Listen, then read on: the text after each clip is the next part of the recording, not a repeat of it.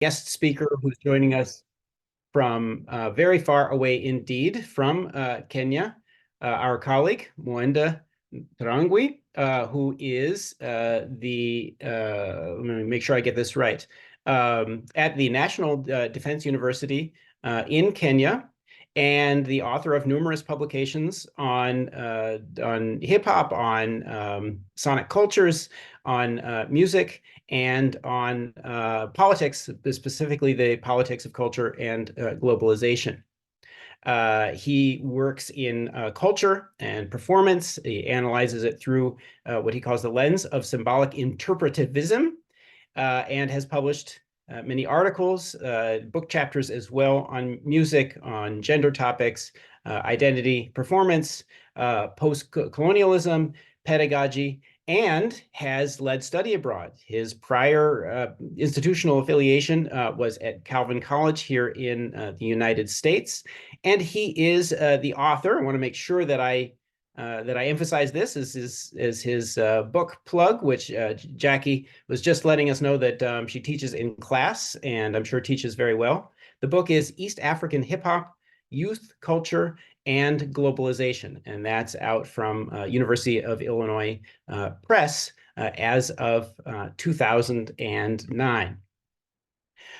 His talk today will deal with much of this hip hop oriented culture, and we've got a slide presentation that we'll be sharing with you in just a moment. But first, I just want to welcome our speaker here, Professor Ntarangwi. Welcome very much from afar to the University of Wisconsin and to the African Cultural Studies series, Embodied Africa. Thank you so much, Sam. It's quite a pleasure to be back in the Big Ten. I went to Illinois, so I know the kinds of affiliations and affinities that we have in the larger Big Ten school system. I will be, as you heard, sharing some thoughts. I've been doing this work for a while now, so sometimes I get confused about what I want to share, what is exciting, but since my book has been taught, I am now a little nervous not knowing what the students have thought about and what you know about it. But I'll share some of the things that I found very, very interesting for myself. So let me start by sharing this slide and see. I think we can all see it now. Well, I've those two books displayed there. I just want to give you a disclaimer. I do not play any instrument.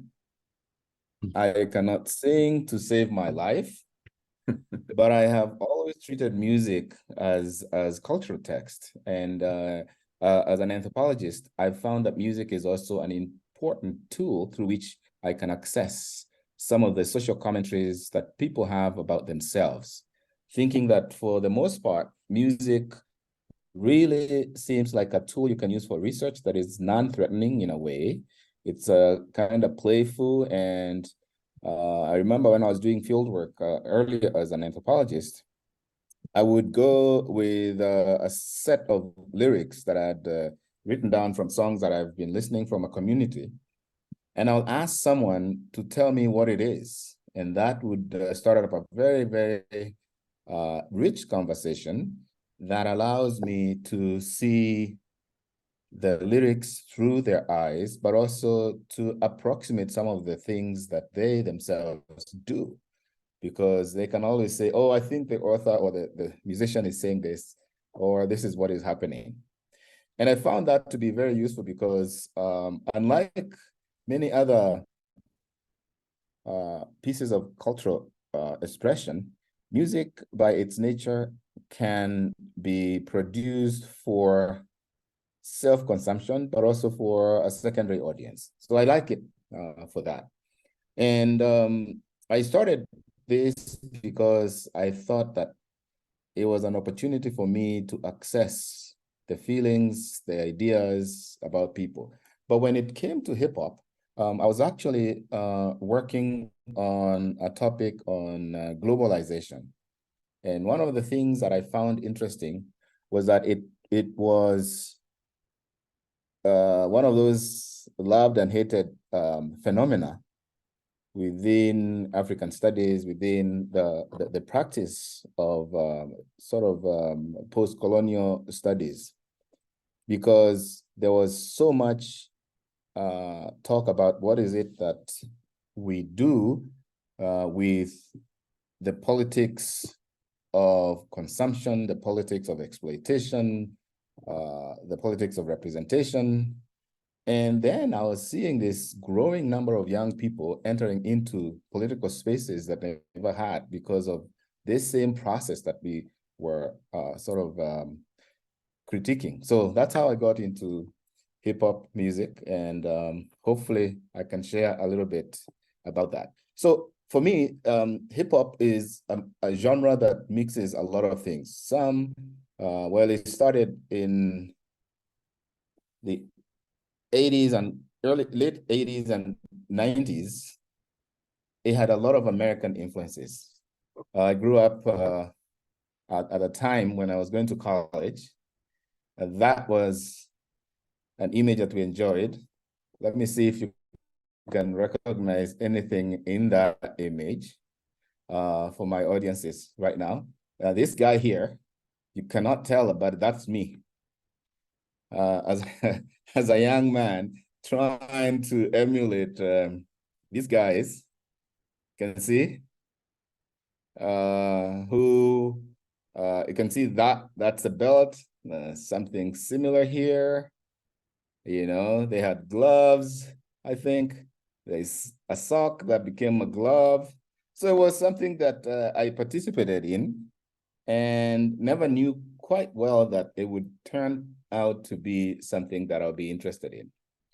And I remember that it was the craze of breakdance from the breaking movies, and very, very popular in Nairobi at the time, and felt like this is something we can really enjoy. And here was my colleague, Norbert, who also had the same, and we had a little boombox right there. So that's the personal connection to the kinds of performances that you see in hip hop much later. And then I got into East African hip hop because the East African community now comprises almost 7 countries. There is Kenya, Uganda, Tanzania, Rwanda, Congo, Burundi, and I think Ethiopia wants to join. So we have quite a large population. And the one connection between them is either English or Kiswahili as the languages of use.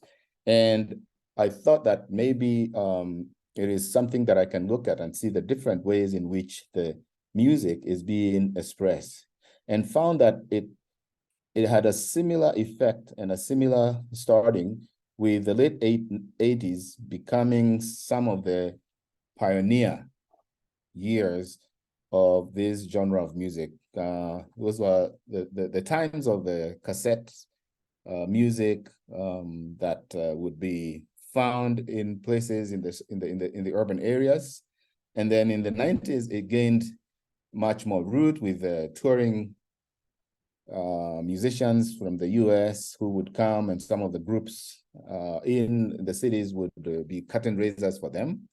It was, of course, influenced by US rap and hip hop through audio and video. It started as artists were trying to mimic sort of American musicians, and they enjoyed a lot of it because they had access to magazines, they had access to cassette players, they had access to videos that they could see.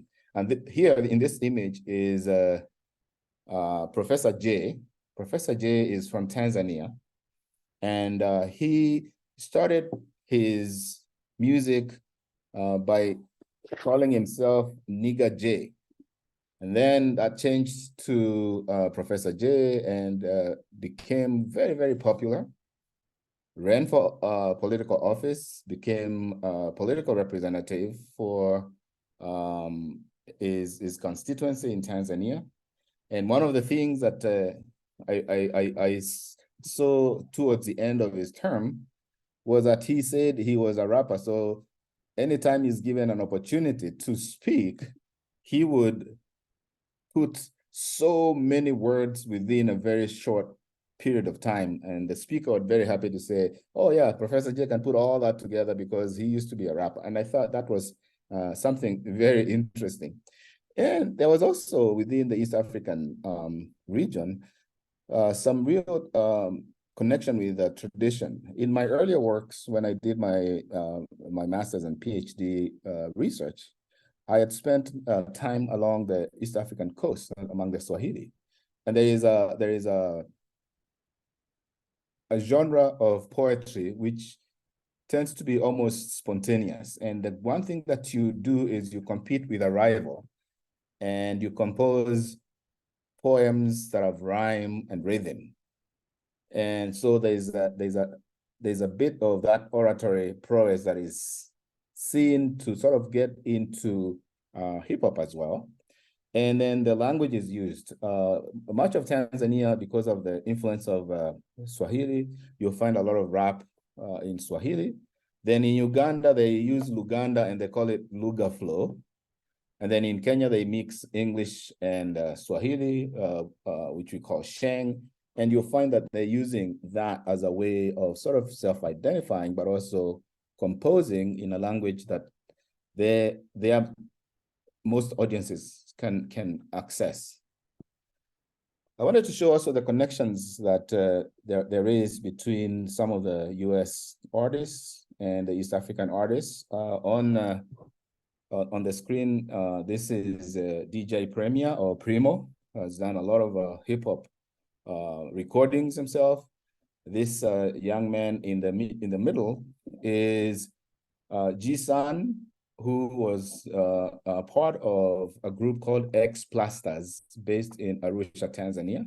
And their hip hop, they used to call it Swahili hip hop or Maasai hip hop. Again, the idea of appropriating the Maasai cultural identity as something that they can put together and present as their own identity. And whenever they performed, there was always a member of the team that wore the Maasai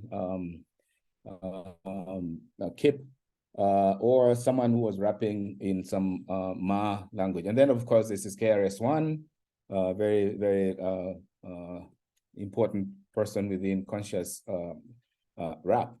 And I will play for you a song by G-San, which typifies some of the ways in which they presented their music. They said they are talking about the very poor. You can see even the setup. This is the beauty of video and sound, is that you can recreate certain scenes that may not necessarily be your everyday life. Hope you can hear it. You can see that Masai Shuka, the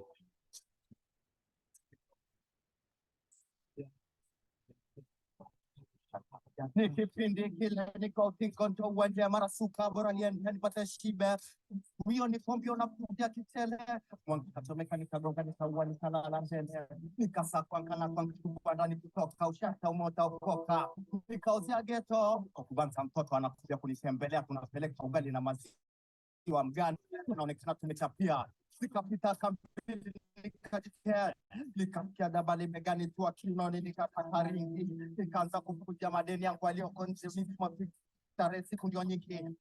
He's talking about life of a young person in the city, and says he's being visited, but then he tries to use to get some food, getting some food that also has some yogurt, but then has to go look for work. And before he gets far away, someone hits on the neck and on the back. I mean, he's expressing the challenges of living in an urban area. And a lot of their music was like that, because they saw themselves as people who are representing the very, very urban poor, but also the ones that are being downtrodden. And some of the music that they ended up performing was in that kind of style. Then there is the idea of performance. For me, performance is very, very important as part of what creates the identity of the musicians.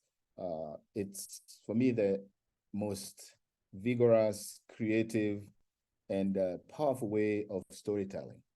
And this storytelling allows them to tell their own stories as well as the stories of others, but in a sense in which they tell their stories as something that represents the experiences of many, many youth. And in the photo here you're seeing here is one of the early Kenyan groups. It was called Kalamashaka. The name itself in Kiswahili means someone who has literally seen trouble or eaten trouble. And again, it was a group that was to represent the idea of the disenfranchised youth in urban areas, especially in a post-colonial nation. And one of the songs that they had, they started with, was titled Ni Wakati, and I'll play it a little later, which says it is time for us to ask, how did we end up where we are in terms of fighting for independence and not benefiting from that? So again, there is that connection when you have disenfranchised youth and there's a stage. And let me back up a little bit and say that in the 80s and 90s, despite having those very tough socioeconomic challenges through structural adjustment programs, we also had a very tyrannical leadership from some of the leaderships that we saw in politics at the time. So personal and corporate expression that would be against the government of the day was seen as threatening. In fact, I remember when you had a chance to get some news that would criticize the government, it was almost in a hush-hush kind of a demeanor. So it was an opportunity for young people to enter into the stage and use their platform to talk about the actual ills that face them that otherwise were not being said in the political arena. Then also it included a lot of competition. Many of the places in Dar es Salaam, in Kampala, in Nairobi, in Mombasa, Arusha, you would find that there are groups of musicians, groups of hip hop or rapping teams that would compete to see who's the best in terms of how quickly they can flow, how best they can represent themselves, and who has the most lyrical prowess.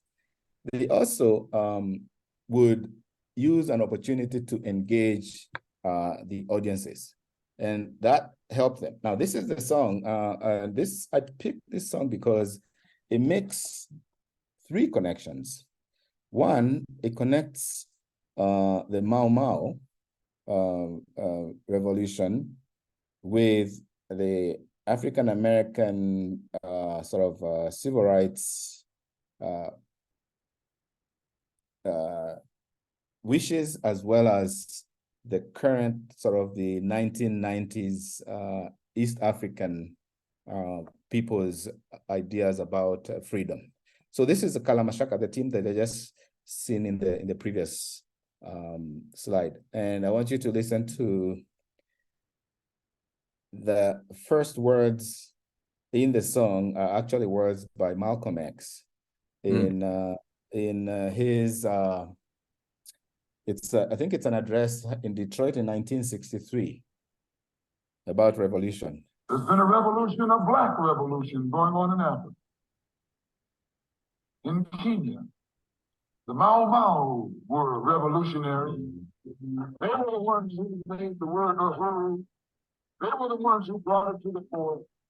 The Mau Mau, they were revolutionaries. Wao ni wakati na kama wewe hujui ni wakati woka manja ni zangu pati pati. Ona ndugu zangu wakijida ndio sitaki haki nyuma tu sitaki kimbia shule utoe kuhusu na sababu siwe mwenyeji wa kufanya nayo kazi ya bure ni mashujaa wacheni kuzu pato na sambamba wanajifanya kukua mupe toke kwenye mataa chini Canada super powers brother wazazi kubali tuishi kama ashamba obivu power discover au topa ubezi. All right, so that's ni wakati, it's time. If you don't know, go back to school and read about some of the African leaders, Samori Toure, and learn about how they were heroes. And that becomes now the primer for them asking about the bigger economic structures that are constraining them. And they're using that to tie back to the Mau Mau. Mau Mau was the uprising, the revolutionary group that was fighting for access to land and freedom. And then they ended up forming a group called Ukoo Fulani Mau Mau, a certain clan called Mau Mau as their sort of conglomerate of hip-hop artists. So those kinds of identities that they look for say something about today, but they tie it to the history. And then they're tying it to a longer Pan-African struggle that connects with the diaspora Africans. So some of the things that they do is also the bringing together the cultures, where they incorporate elements of diverse heritage in the music and expressing certain cultural identities. You can find that they will connect with what we would call traditional African styles with current American styles and becomes something that they are representing. Then there's also the idea of social commentary, as you've seen throughout, where they are using lyrics and rhythms to reflect and express their lived experiences through traditional society ideas, but also through very current urban experiences. And then they bring each other to the fore by using music as a unifying force, where they say, I remember some of the artists would say, we are not identified by our ethnic identity. We are identified by being either rich or poor, the oppressors or the oppressed. And so that, in a sense, says, no matter who you are, what ethnic group you're coming from, or what country you're coming from, we all understand each other because we're going through the same sort of challenges. And then I spent a lot of time with one of the members of Ukoo Fulani, who became a born-again Christian and went solo, called Giuliani. That is the focus of the book that was on my left. The Street is My Pulpit. And I was very interested in Giuliani because I heard him say that he's been struggling with the faith, a Christian faith, because he seemed to understand what happens on Sunday, but he didn't have enough to carry him through Monday through Saturday. And he wondered, what does that mean? What does his faith mean if it doesn't have answers to the questions that he has in the everyday lived experiences? But he also had a very vibrant, very energized stage presence. His lyrics, for me, represented a philosophical approach to life. And so I just want to play a little bit of a clip of a virtual show he did with some of his blending some of his music.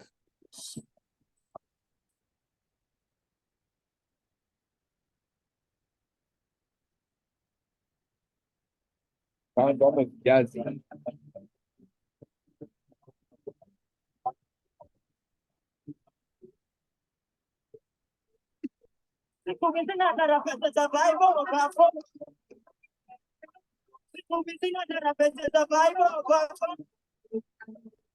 Siku hizi napendeza Bible kako. Siku hizi napendeza Bible. Kila mtu bana zero. Different people, decimal point, Nico. That's on which position. Especially ukiwa hauna option. Couple people around bed stand. No, are you sure? Ulimtafuta right place. Mimi nilimpata. Wanapaka Christian ndio.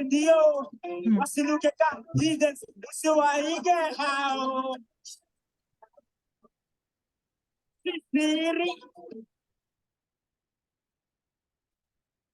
Siri.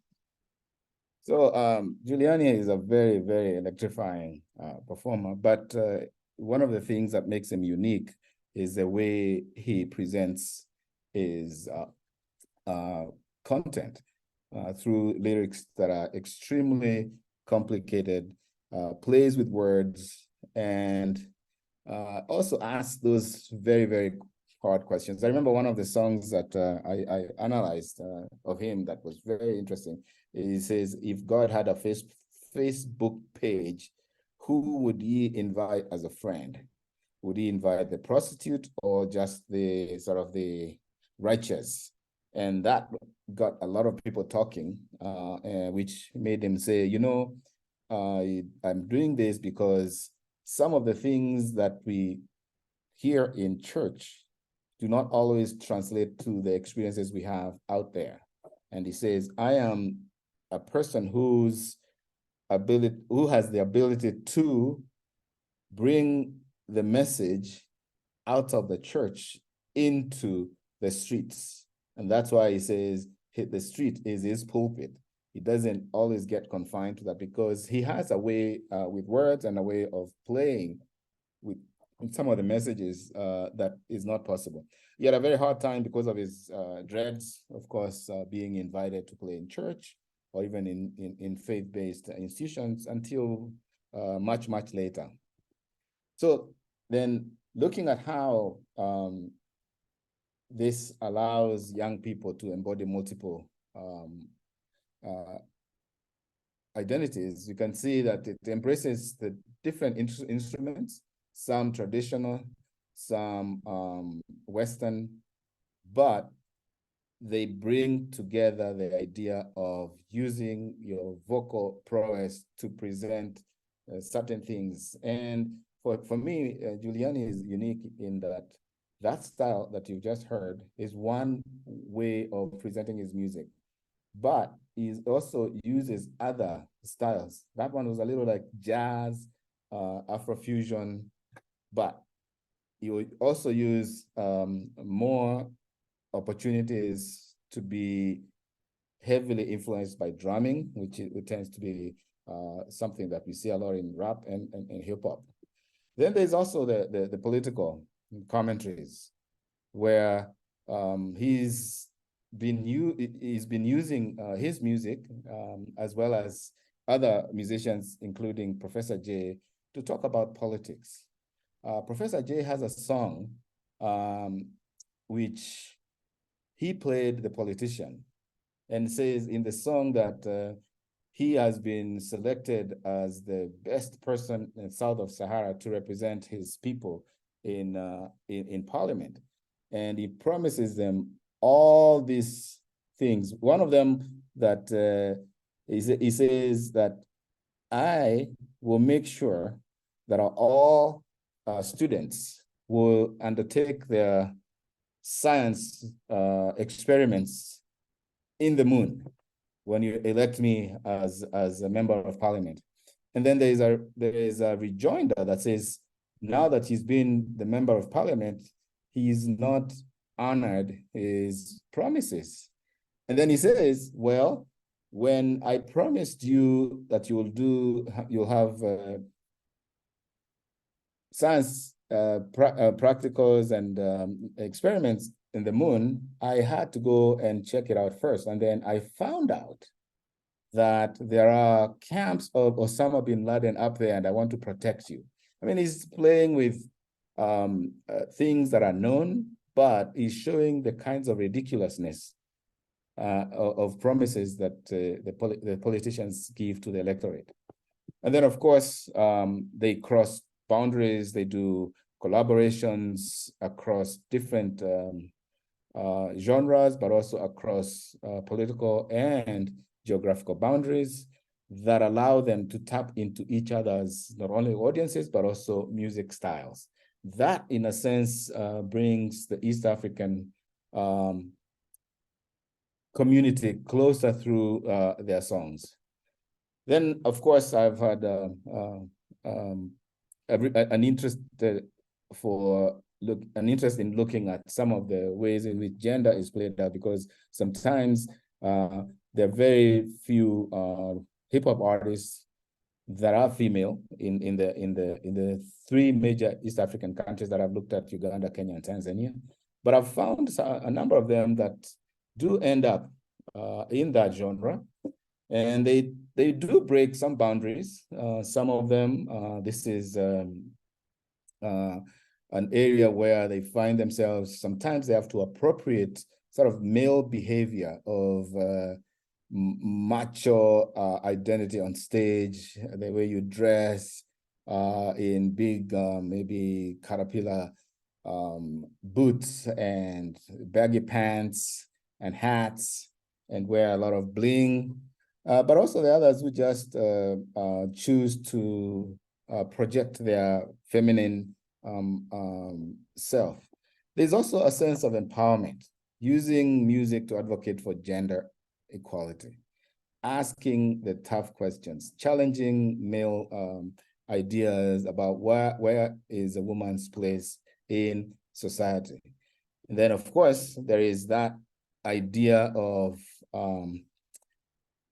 how do you balance the cultural expectations, especially where, in my own analysis, you see it as if women are supposed to be the bearers of culture, sort of traditional culture, but they're not supposed to have autonomy or independence in terms of how they relate to their own social context. That is a balance that is still being traversed with a little bit of being careful, where there are certain expectations of what a good woman should be in sort of in this performative arena. Then I want to say a little bit about the impact of globalization on East African hip hop, and one of this is the accessibility of I think they used to be called flute loops, the ways you would get a song, beats, and you can actually have an entire orchestra through a computer. Then also today, the spread of the music across different social media platforms has also given these artists a number of ways of reaching multiple audiences. Technology, of course, and digital platforms enable this to transcend their geographic boundaries. There is some creativity that comes with different sounds that are veiled through, and now I'm assuming even AI has become a big player. And then, of course, they're making money out of it. Some of the artists get big endorsements to sell products. They become ambassadors for brands and companies, and therefore making money out of it. At some point in the late 90s, the biggest demographic in terms of controlling hip hop businesses was of people between the ages of 22 and 35. So again, there's some opportunities that they're finding there. And I want to finish real quick. I know I was given 40 minutes, so I don't want to overstay my 40 minutes, although I think I've gone a little bit over, and say that there is need now to see this as an ongoing movement, of course, taking different shapes and different forms, and making it important to see how does it still connect its interest in music as social commentary, but also music as a means to reaching a wider audience with specific socio-economic, cultural, and political messages. And of course, I couldn't live without that idea of showing the matatu. This is the public transport, very common in Kenya. And one of the things that you find is they have all manner of decoration that allows them to use even hip hop as some theme that makes them. And then, of course, Brooklyn, very well known. I think I'll stop there. Thank you, Sam. And sorry that I went over a little bit. I'll take any questions if there are any. You need not be in a rush. You are currently at less than 38 minutes because we started a few minutes in. If there is one more slide or more concluding remarks, you are most welcome. I wanted to say that as a researcher, I continue now to want to hand over the mantle to younger scholars who can follow this up more earnestly than I can. I'm very happy that this has also allowed me to enter into spaces that give me a sense of how youth see the world and how youth use this platform to enter into political and public spaces that were not always available to them through the usual channels of communication. But this one allows them to enter, and it's one genre of performance that is not always sanctioned by the state. And it's something that allows some flexibility and self-expression. Thank you. Thank you so much.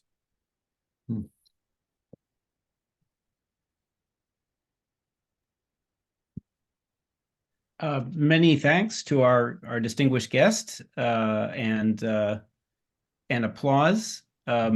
Looks like in lieu of Warwick Moses, I will be the host for the Q&A. I'd like to open up the floor. There's not so many of us, so I think we can pretty well have a free-for-all, roundtable type format. If you'd like to pose a question or comment to Professor Ntarangwi, and I have a few notes too here that I can draw from.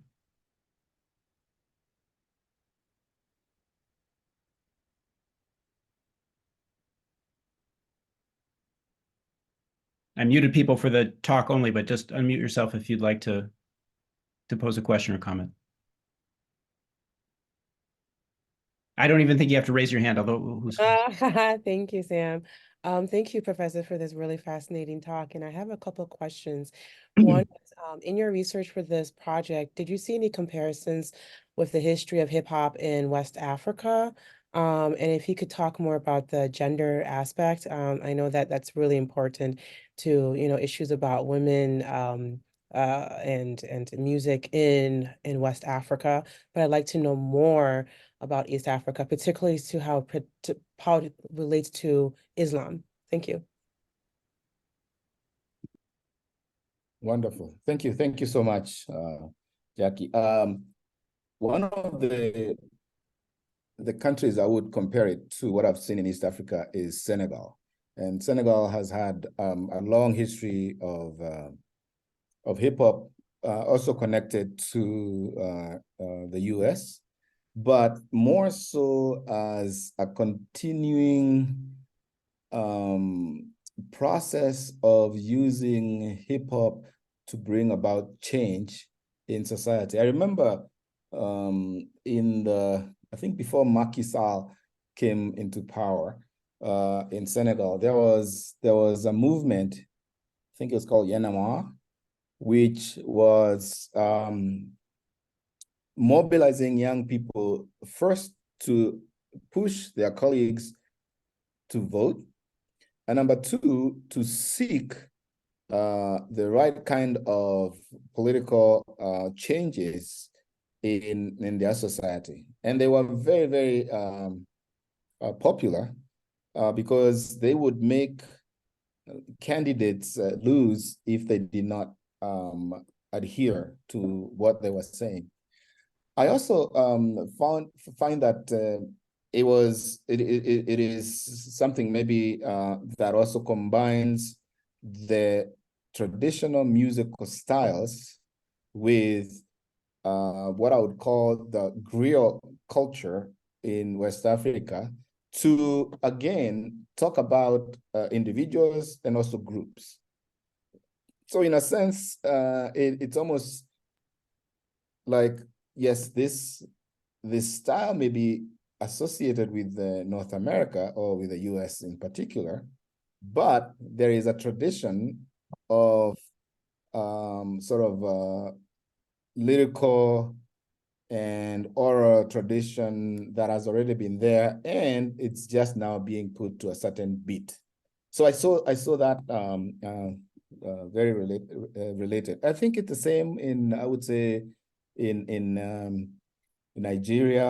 I would say something like juju music.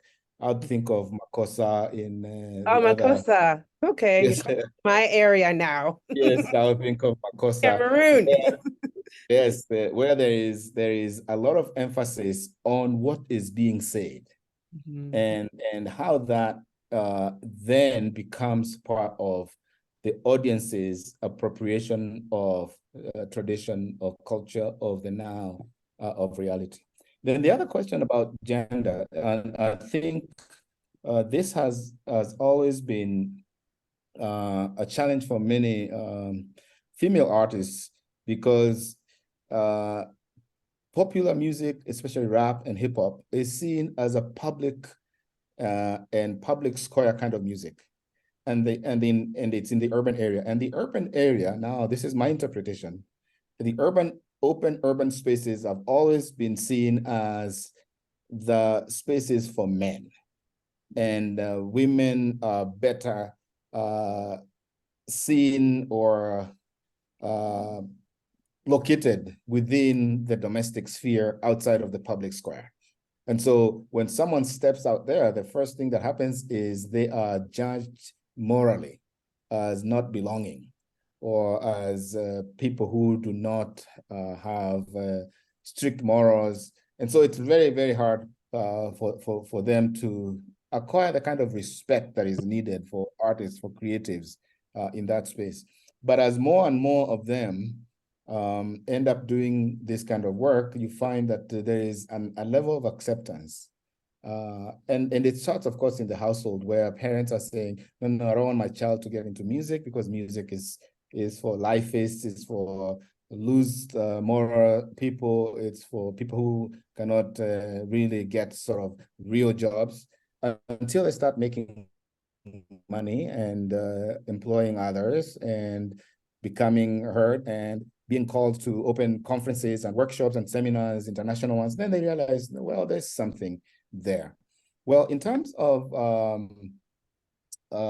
faith, the faith I've seen, especially I think again in Senegal, where the idea about Islam is not seen as counter to the musical performances, and it is seen as perpetuating the kinds of traditional ways of oratory that is seen in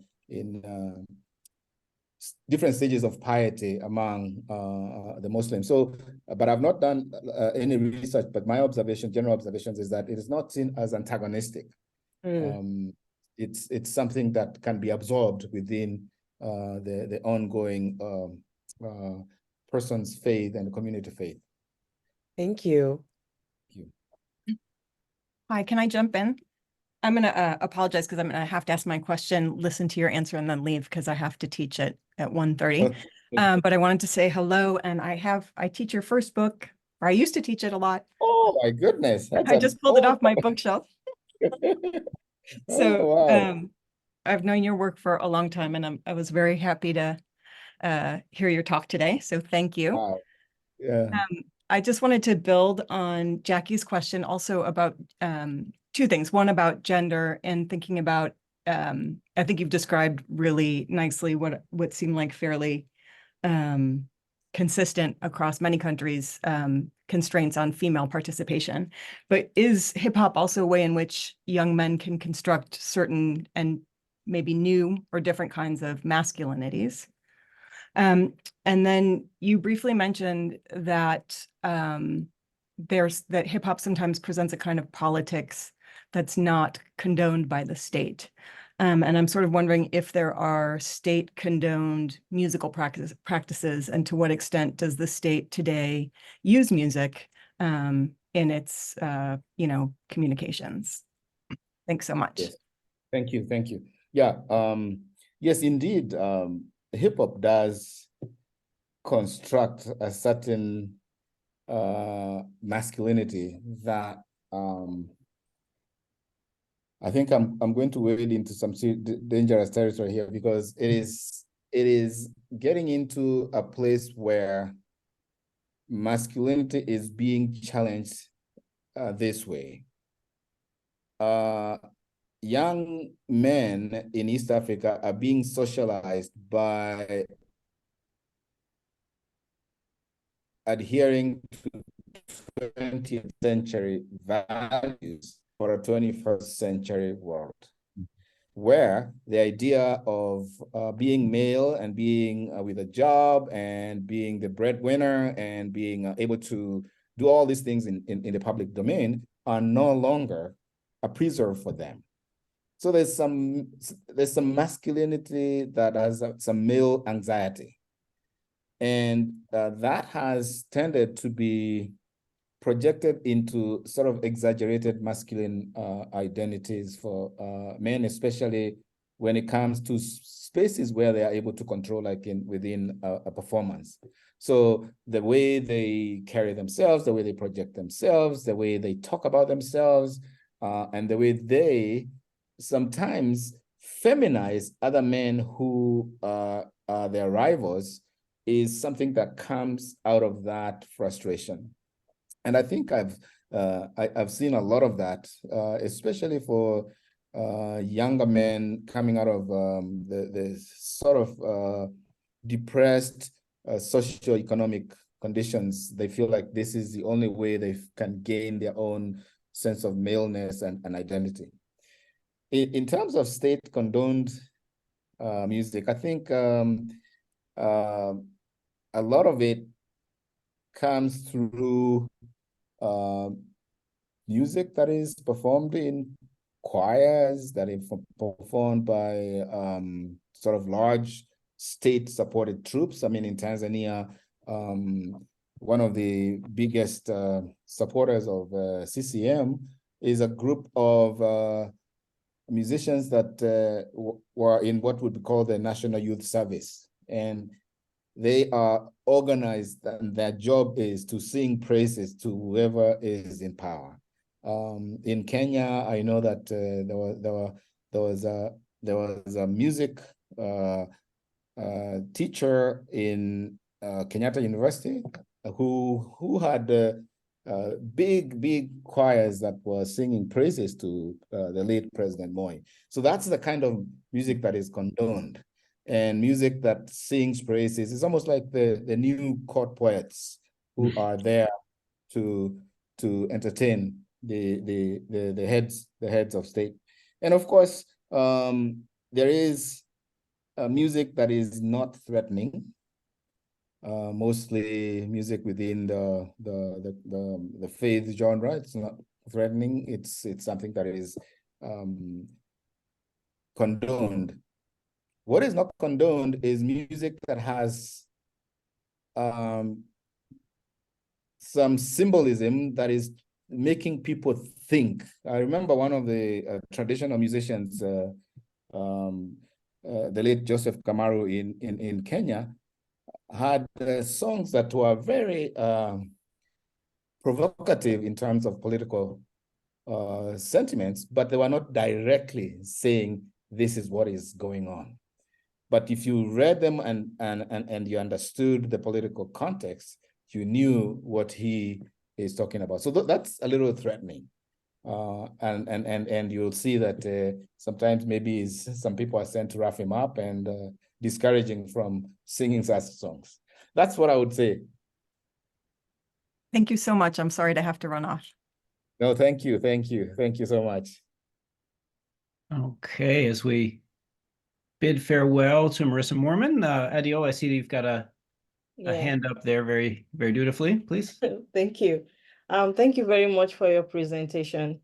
I am a bit curious about how you're thinking about the third space in terms of how the identities of hip hop artists in Kenya is emerging. I mean, in terms of the connection between most of these hip hop artists, the content that they are creating, and how that is reflecting the kind of globalization that I think as globalization from below, not the kind of globalization between states and economy, but also the creation of content and collaboration and how this impacts on the hip hop artist identities, especially in this age of advanced technology. I know you talked about videotapes and all of that, but now we have like TikToks. For example, we have a lot of collaborations amongst the hip hop artists across nations and how this is impacting on the global identity of Kenya, for example. So I would want to hear a little bit more about that emergence, that new forms of identity that technology and globalization from below is allowing to create. Thank you. Thank you so much. Yes, indeed.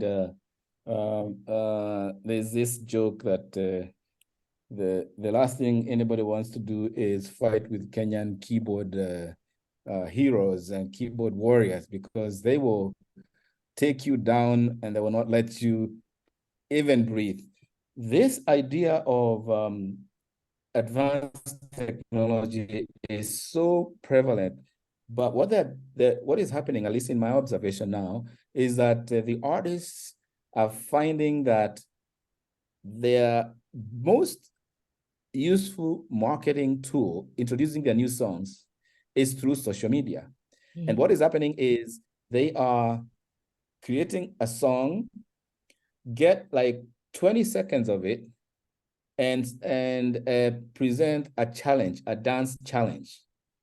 And that dance challenge is what I've seen travel across the region into other parts of Africa, and sometimes outside of Africa. And that challenge is what now introduces the artists to others. And that out of that, I've seen some collaborations, as you say, collaborations between, say, artists, African artists in Europe with those ones who are living in the continent, or East African artists with West African artists, with South African artists, that allows them to do things without even having to go to those locations to film together. So you can see each one is doing their part, and then they are patching the work together and then producing a video or some short presentations that allow them to have this collaboration. The other one is you can see them constantly editing the songs. You know, previously, once the song has been produced on CD or cassette, it is there.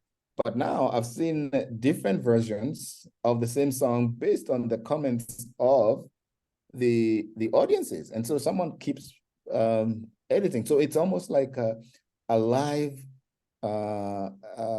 way of keeping the music going. And then finally is the idea of, again, tapping into images and sounds that are generated by technology and inserting them in the music. So if you need a cow to moo and you can't catch one in the village, you just have it created. And that makes it much easier to have a very, very rich music. But it's something that is really, really exciting. And I hope that it will be utilized by many more artists, especially to reach far and far away audiences. Thank you. Thank you. It looks like, Rachel, did I see that you had put up a hand? Yes, yes. Thank you, Professor, for the presentation. We have a lot of parallelisms between your work and I'm a graduate student, Kenyan interested in Swahili identity.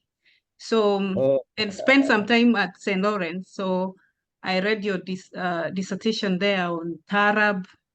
Yes. I think it's Tarab texts, gender and Islam. Now, Yes. I'm interested how you sort of moved away from Tarab to hip hop. And then I know that there's the fusion of Tarab and hip hop. Like in Zanzibar, they have Tarab, which is a fusion of modern day hip hop and Tarab. Do you think we have such in Kenya? And is this something you would be interested in, going back to where you started to where you are now, doing some research before you go out, like you said, leave it to the younger people? Thank you. Yes, maybe I'll leave it to you now. You can take over from there once you finish the Swahili identity. Yes, there is interest in Taarab and rap in Mombasa. I know artists, the children of Taarab artists that I used to study, they said, "Oh, that is old people's music. I want something different." And so they have a very elaborate, different beat, but they keep the idea of rapping, of lyrical prowess that is so common among the Swahili. I think the tradition of what we call malumbano is very, very much, you come in, I challenge you, you compose poetry on the spot, and the audience decides who has done it better. And so that is now, when it is accompanied with some beat, becomes something else that is very good. So yes, indeed, there is that, but it seems to have done much better in Zanzibar than it has done in Kenya. Even in mainland Tanzania, I don't think I've seen as much of that. It seems like that tradition, because of the long established history of Tarab in Zanzibar, seems to that they are able to be more experimental, and they can do that.